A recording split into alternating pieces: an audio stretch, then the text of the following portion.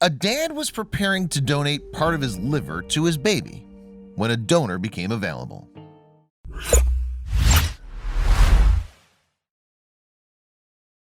But before we start, please give the video a like and make sure to subscribe to Wonderbot and hit the bell so you'll never miss any uploads from us. When Justin Frankfurt's baby fell ill, he didn't have to think about it. If no one else could help her, he would donate his own organs to save her life. But as the doctors readied their patients, they received an emergency call that changed everything. Unlike some members of the animal kingdom, humans are born dependent on their parents. For the first 2 months after their birth, infants can't do anything for themselves. Their bodies are still developing, so as a result, they're vulnerable to illnesses and health conditions. In fact, a baby's fragility is just one of the reasons why new parents are so understandably anxious and protective.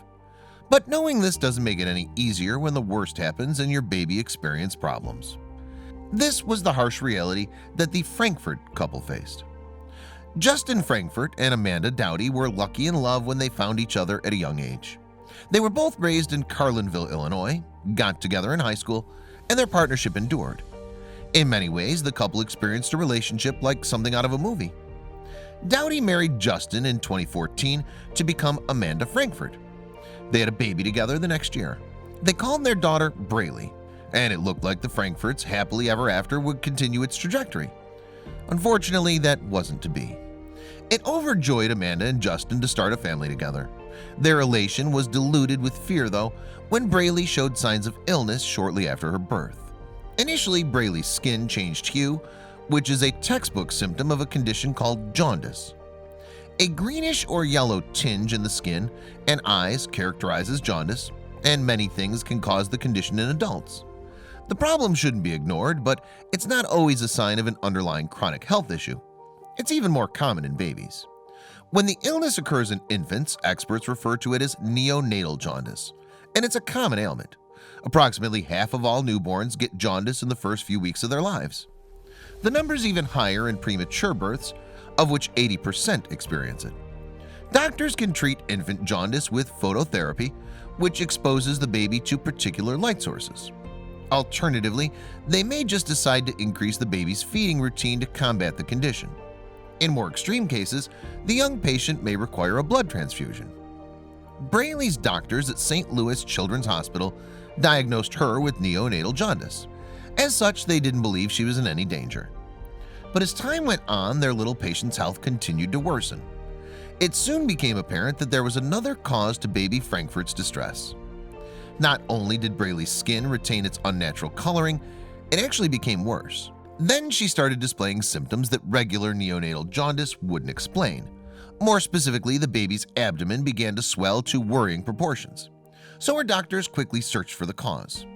Then hospital staff discovered what ailed their tiny patient. They revealed that an uncommon disease called biliary atresia, BA, had caused her decline. BA is significantly harder to spot, considerably more dangerous, and a lot rarer than common infant jaundice. Specialists sometimes call BA progressive obliterative cholangiopathy or extrahepatic ductopenia. It only occurs once in every 10,000 or 15,000 American babies. But these figures are significantly more common in East Asia. There, the condition affects one child in every 5,000. Some babies are born with BA. Others contract the disease due to an infection that occurs in the liver shortly after they enter the world. Regardless of how the illness manifests, the results are the same.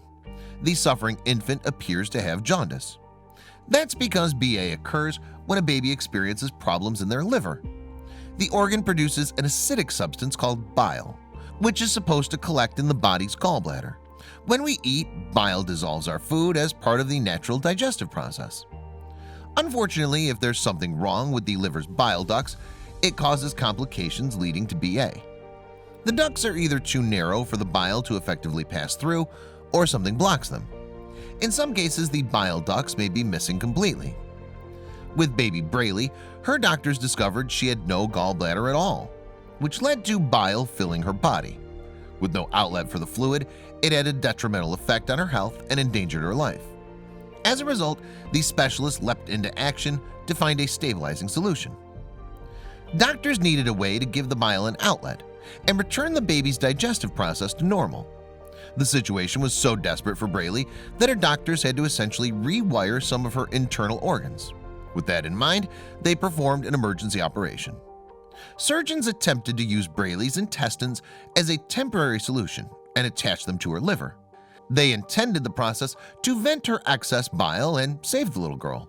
Unfortunately, it was unsuccessful. Her stomach continued to swell. Furthermore, Braley's condition had irreversibly damaged her liver. Hospital staff informed the Frankfurt parents that their daughter couldn't leave without a life-saving liver transplant. What's more is that Braley's condition was so serious. The hospital fast-tracked her to the transplant list. Thankfully, the Frankfurts weren't facing their situation alone. A friend of the family set up a crowdfunding page to help with the inevitable medical expenses Braley accrued. Although the movement didn't reach its $15,000 target, it did achieve $12,375. But getting Braley on the transplant list and finding the financial means for her operation was only half the battle, as the Frankfurts soon found out. Amanda wrote as much on her Facebook page. "Before having Braley, organ donation wasn't something I thought about often," she reported. "We always think that will never happen to me," Braley's mother continued. "I knew that I was signed up to be an organ donor, but I didn't really know what that meant when I signed up. Of course, I knew that meant they would take my organs if I died." However, Amanda explained that donating organs is a far more complicated process than she ever considered before. Indeed, she revealed that donors on the transplant list also need a significant amount of luck. The number of people waiting for a donated organ are far higher than she realized. Amanda continued, "Did you know there are thousands of families just like ours waiting in hospitals for an organ donor? We spend hours praying, begging, crying, and hoping for an organ to come up so that our daughter can live a longer life. At 6 months old, we aren't ready to watch her get so sick that she passes away," Braley's worried mother wrote. "The only way this is possible is through an organ donation. It's no wonder that people hail donors, both alive and deceased, as heroes." In addition, Amanda implored people to become donors. "Please, I beg all of you to sign up to be an organ donor," she said. "I want everyone reading this to live the longest and healthiest life. But if something happens to any of us, then let's be prepared." And living people can donate organs too. According to the American Transplant Foundation, in 2017, nearly 6,000 people on the transplant list died before they could receive an organ.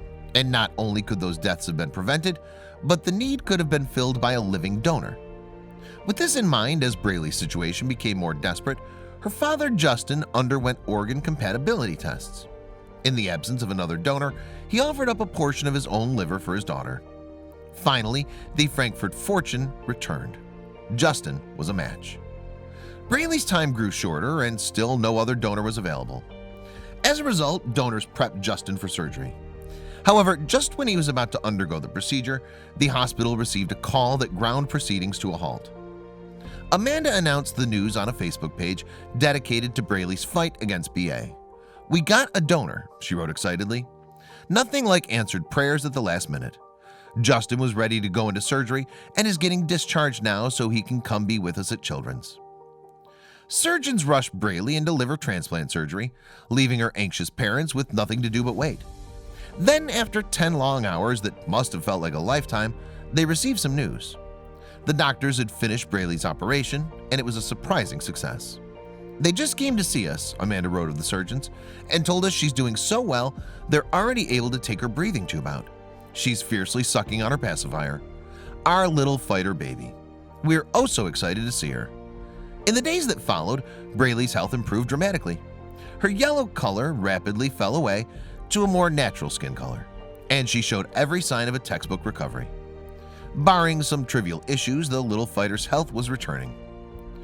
Braley's parents borrowed a phrase from Shakespeare's A Midsummer Night's Dream to describe her. They often referred to the quote, "And though she be little, but she is fierce." It's an apt summary of their tiny daughter's tenacious fight for life. Braley's donated liver had come from a deceased woman called Carrie Lewis, but Carrie's passing saved 2 people. Not only did the organ give Braley a new lease on life, part of it also went to an adult patient.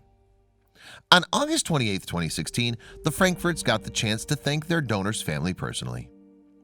"Our day was nothing short of amazing," Amanda wrote on Facebook. "We got to meet the wonderful family that our donor came from. They were extremely sweet and we loved being with them today.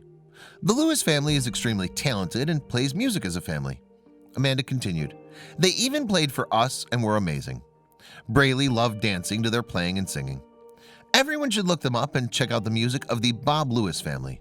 Their kids also play and have their own bands as well. Braley has grown a lot in the intervening years, and much has changed for the Frankfurt family. One of the biggest adjustments is that Braley is now a big sister. In 2018, Amanda gave birth to another little girl called Oakland. I also must add that we had no hospital stays this year. The second time mommy reported on December 28, 2018. What? Now that's something to celebrate. The last 5 years have been exciting to say the least, and we are definitely blessed. Can't wait to see what the future will bring for the Frankfurts. At the end, we want to know your opinion about the story in the comments box below.